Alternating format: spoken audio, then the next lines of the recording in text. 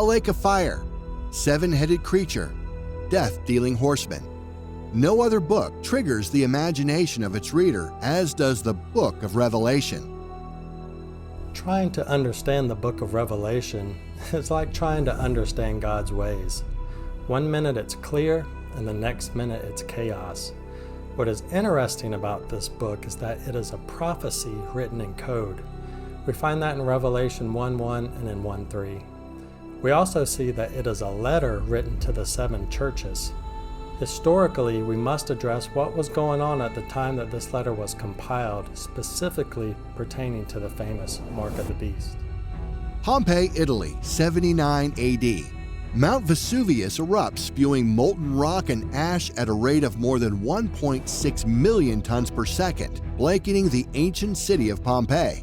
Although some of the city's population escaped, many were not so lucky and were quickly covered in ash, marking a moment in history of a culture frozen in time. Most scholars will agree the book of Revelation was written around the time of 95 CE, and historically, this was a dangerous time for many Christians under Roman rule.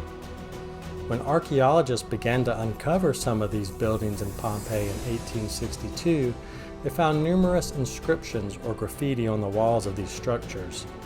Amongst the many preserved writings that are mostly comical and obscene, there is one in particular that reads, "I love her whose number is 545. Evil men, beasts, demons. Hollywood's idea of the mark of the beast is shrouded in mystery and becomes the subject to the imagination of the director.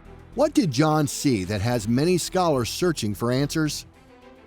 The Western mind is heavily influenced by society and Hollywood's interpretations. When we think of a beast, we go straight to the mythological and magical aspect rather than the philosophical and historical position.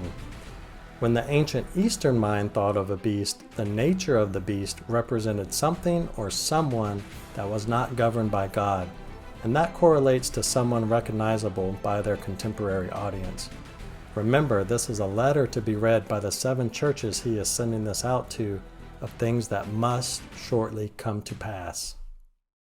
It is not known the exact date of John's exile to the island of Patmos, but most scholars agree that John experienced this event during 54 through 96 AD. John was exiled to the Isle of Patmos, which is an island that the Romans would send political nonconformists to, for example Christians, mostly because Christians at that time were viewed by the Romans as non-compliant or unpatriotic towards the honor of Roman rule. It was during this time that Roman emperors such as Caesar Nero and Caesar Domitian tried to diminish any form of Christianity by persecuting those with no ties to their Roman society and influence. We can confirm that John is writing about Rome by the clear mentioning of the city set upon 7 mountains in Revelation 17:9, as Rome is confirmed to be built upon the 7 hills of Italy. And he that causeth all, both small and great, rich and poor, free and bond, to receive a mark in their right hand, or on their foreheads, and that no man might buy or sell, save that he had the mark, or the name of the beast, or the number of his name. Here is wisdom. Let him that hath understanding count the number of the beast, for it is the number of a man, and his number is 666. So now we have a beast, a second one that has risen up with power and authority. We are to count or compute or total the number of this man that bears the number 666. Some people add the sixes together to make an 18-digit number, therefore creating numerous allegations and assumptions. Literal translations of this verse range from Social Security numbers being 9 digits to driver's license or full address zip codes being 9 digits. And together, they combine to form an 18-digit number, which is an interpretation of 6 plus 6 plus 6. Without these items, you cannot buy or sell goods according to these theorists. I have even heard of people such as former President Ronald Wilson Reagan, whose full name contains 6 letters each being the beast, or even Pope Benedict XVI. What is even more interesting is that some of the Greek manuscripts that were used to compile the book of Revelation mentions the mark of the beast being 616. This really helps to support the usage of isosophy or gematria. When I see the number 666 in Revelation and the graffiti on the wall at Pompeii during the same time period, I go straight to isosophy and gematria. Isosophy, meaning equal pebble, is an ancient Greek method of adding up the number values of the letters in a word to form a single total number.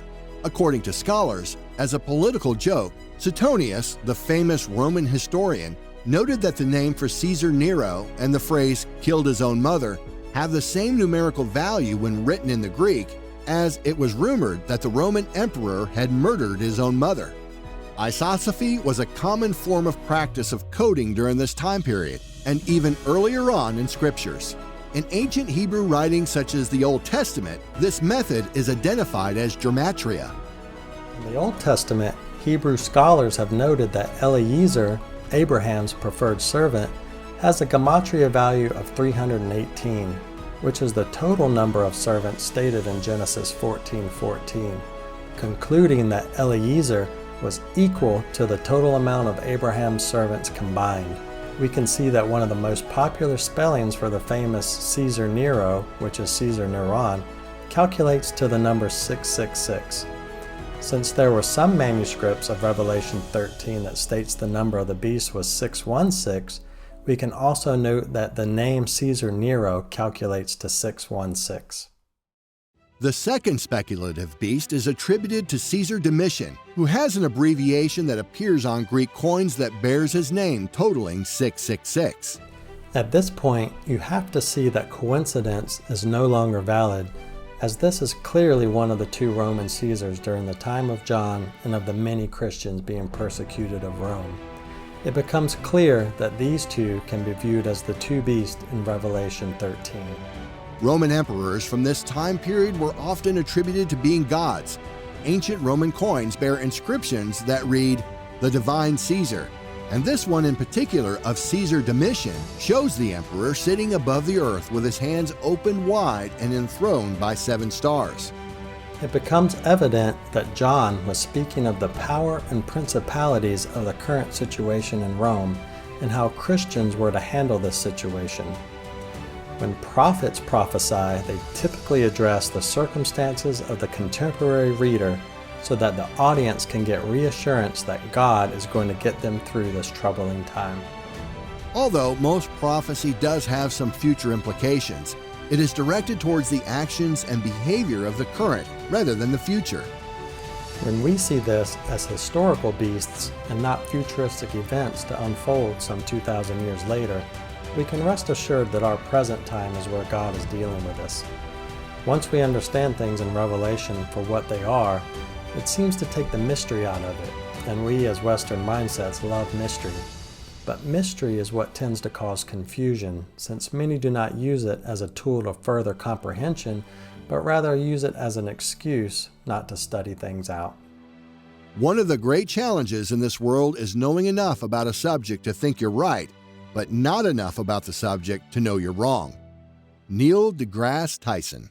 There are plenty of mysteries in the Bible to be uncovered. The Bible states it is the glory of God to conceal a thing, but the honor of kings is to search out a matter. Proverbs 25:2.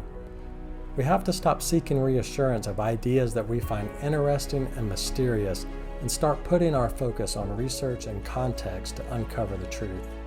This season, we will uncover the devil, heaven, hell, mansions, raptures, LGBTQ+, and we will dive deep into finding meaning and truth, and not the deception of doctrines.